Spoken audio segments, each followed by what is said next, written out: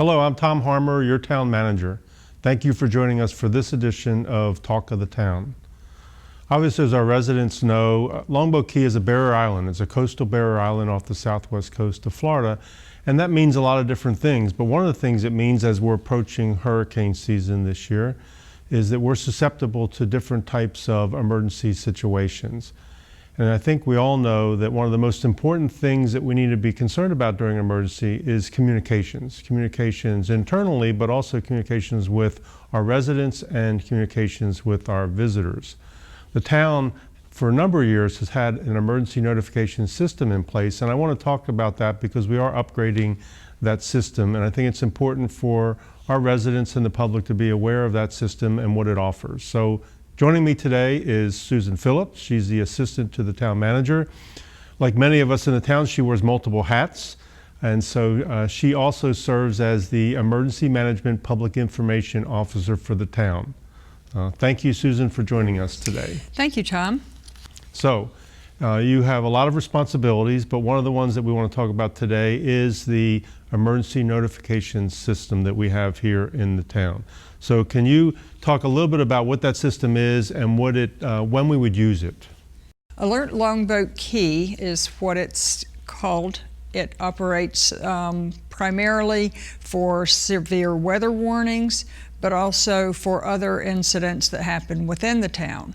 So as you mentioned, hurricane season coming up, we would use Alert Longboat Key for any hurricane evacuations that would be necessary, but also the National Weather Service uses it to launch severe weather warnings that we don't have time to react to necessarily. They're picked up through National Weather Service issuing these alerts, tropical storm warnings, storm surge warnings, hurricane warnings, tsunami warnings, things of that nature that are picked up and just delivered directly to the people who are registered in this system. Now, the way the town would use it are things that are emergency incidents with significant timing importance for temporary road closures. When we have to shut Gulf of Mexico Drive down and there aren't detours, people need to know that so they can modify their travel routes or maybe reschedule a doctor's appointment that they may not be able to make, but things of that sort on temporary road closures. We also have had, in the recent past, hazardous materials incidents, gas line breaks, and people need to, for their own safety, take certain precautions to stay away from those areas. We can call people who are in the immediate vicinity of a gas line break and tell them to stay indoors, stay off the road, and certain things that they can do to take care of themselves. Also, recently we had a significant water main break in one of our neighborhoods, and we were able to contact the residents in that specific neighborhood and advise them of the situation and of the subsequent requirement to boil their water to ensure their drinking water was safe. So there are a number of ways that we use this Alert Longboat Key, and it's a very powerful platform and probably the most important way that we communicate with our citizens when it's a critical and very timely event.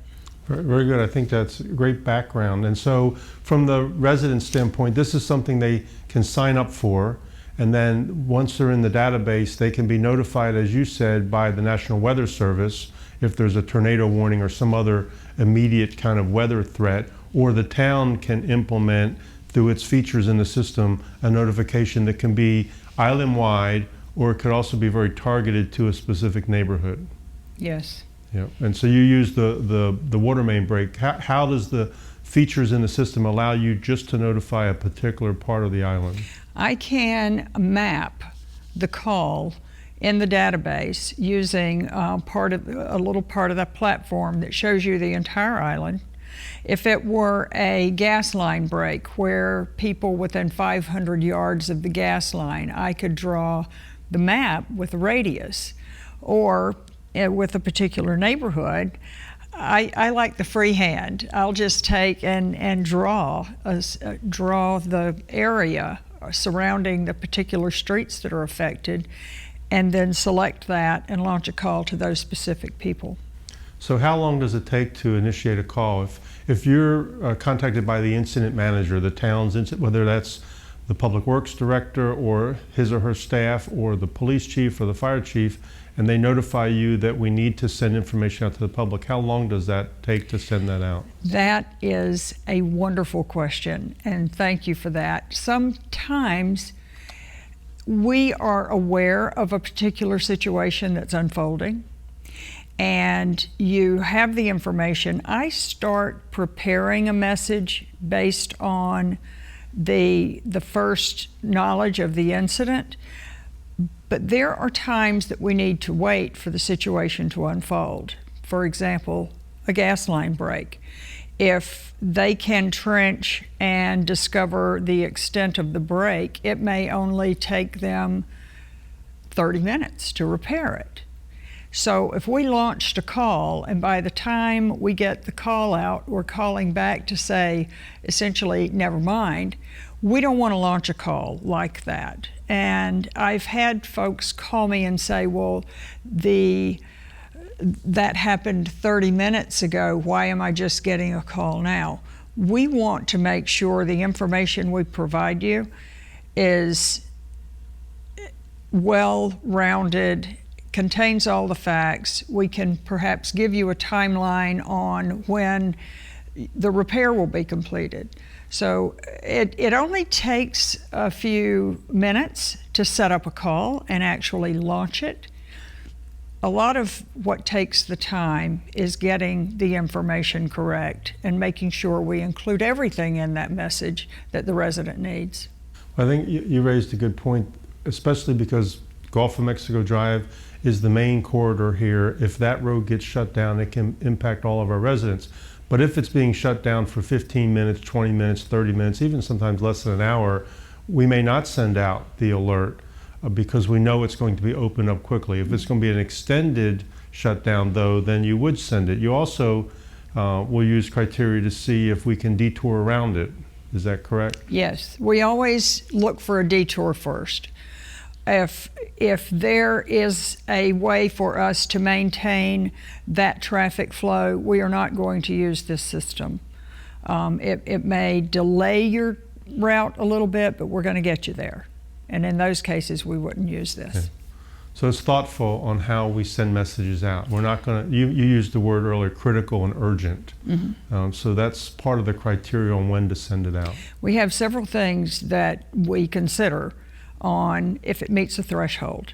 Our residents don't want to be bothered with very mundane notifications, things that they might want to know, but it's not that critical, must know threshold. We have other means to communicate with our residents on those lower threshold messaging. We put those on the website. We use our social media. We use the bulletin board, the news on the website, and so if it's not such a critical, urgent message, we'll use the other methods. I think that's important. I think the town's approach is to have multiple ways to communicate with the public, whether that's the town's website, social media, other information blasts that we can do, and other groups that we have in place, maybe even the property managers group and others in the town, where we have ways to get information out. But this is for a very specific purpose. Yes. Yeah. So are there other features that you wanted to highlight when we're talking about what this offers or how it works? There are. We have a number of things that are new to this particular system. In the past, if there were an emergency notification that's generated by the National Weather Service, let's say, we have reached tropical storm force winds or something like that the Weather Service is going to send out, it bypasses us and our judgment on whether or not a call should go out at 2 o'clock in the morning.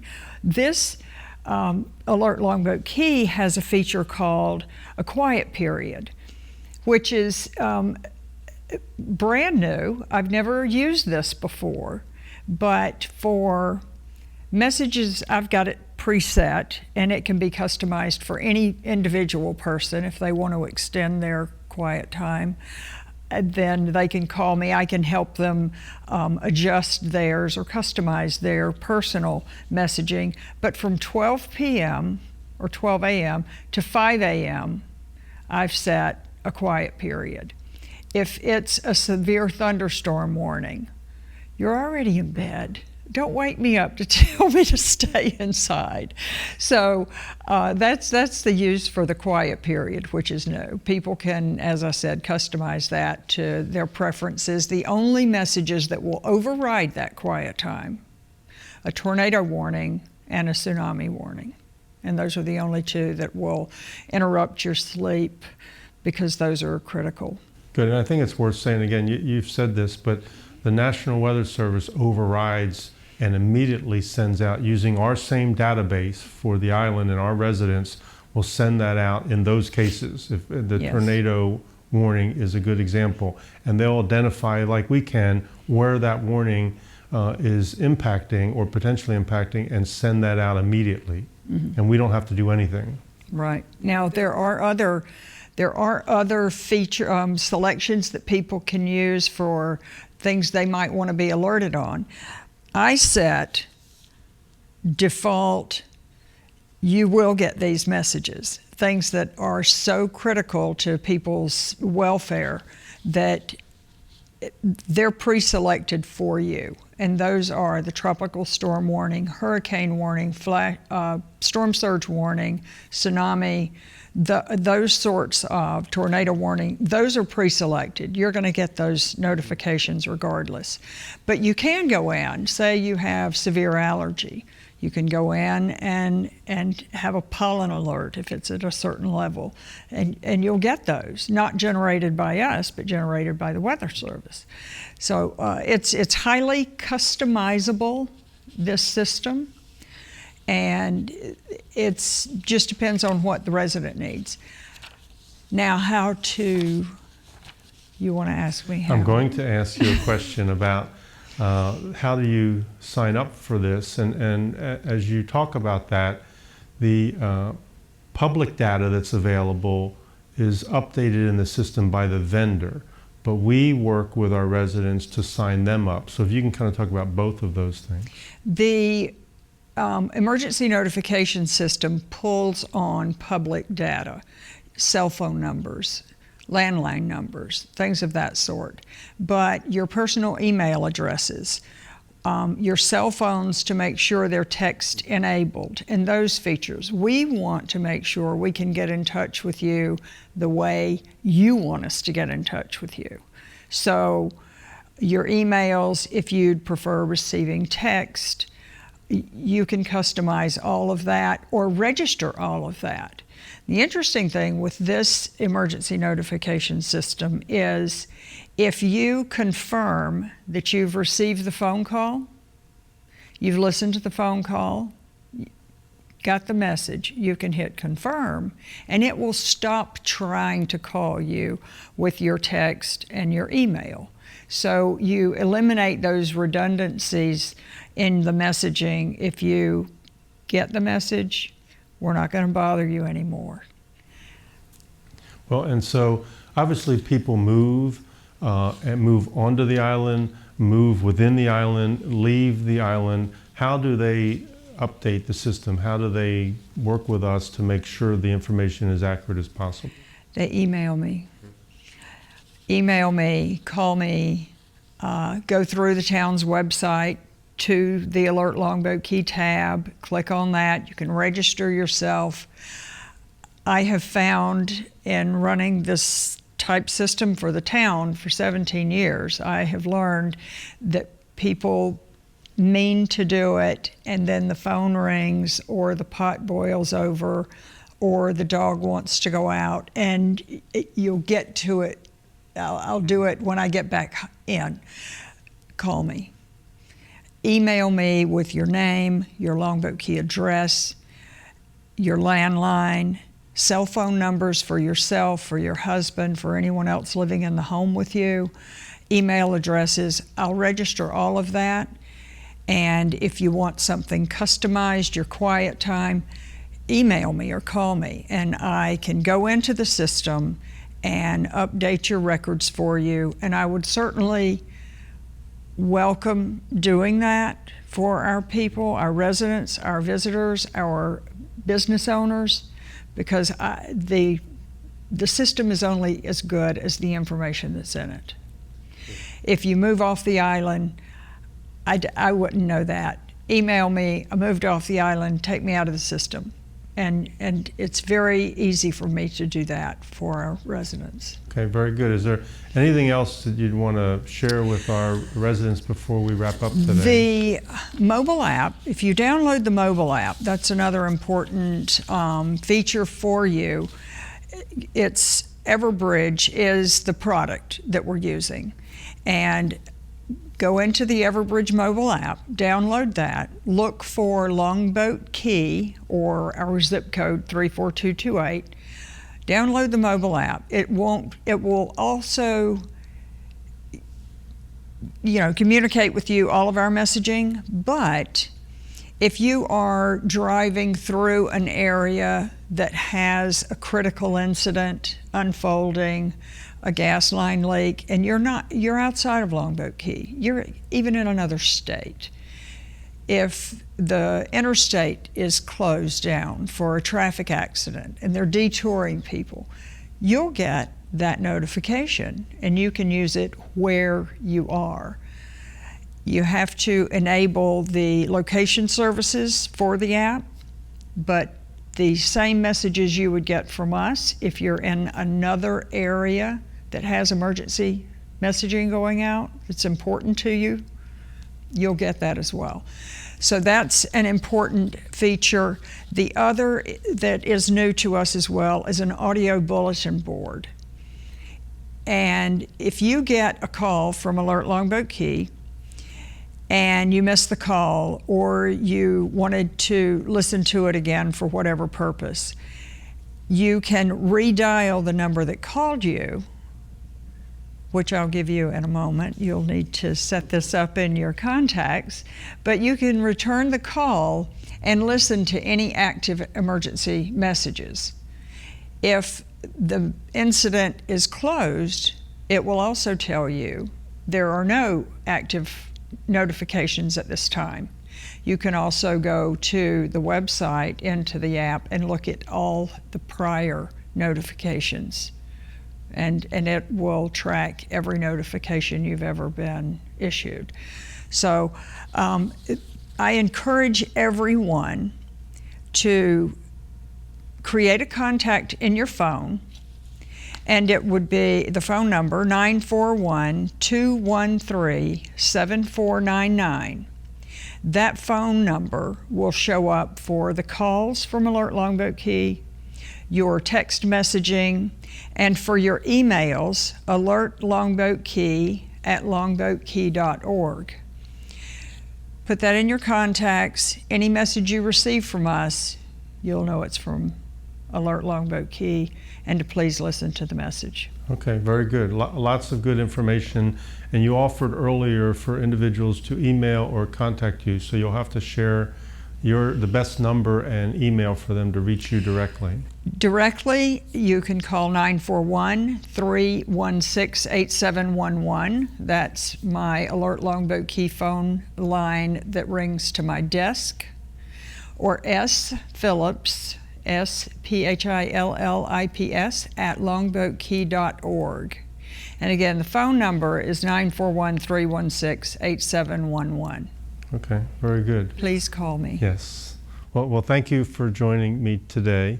Obviously, this is a very important issue for us, emergency management on the island with hurricanes and other types of events. It's critical that we're prepared, but we also have a means to communicate directly with you, the public, and our residents. So I would encourage you to take advantage of this system to make sure all of your information is in there that you would like to see in there. And if you have any questions, reach out to Susan and she'll be happy to help you. Remember, it is hurricane season, and so pay attention to the weather and pay attention to our website at www.longboatkey.org for the latest information. Thank you.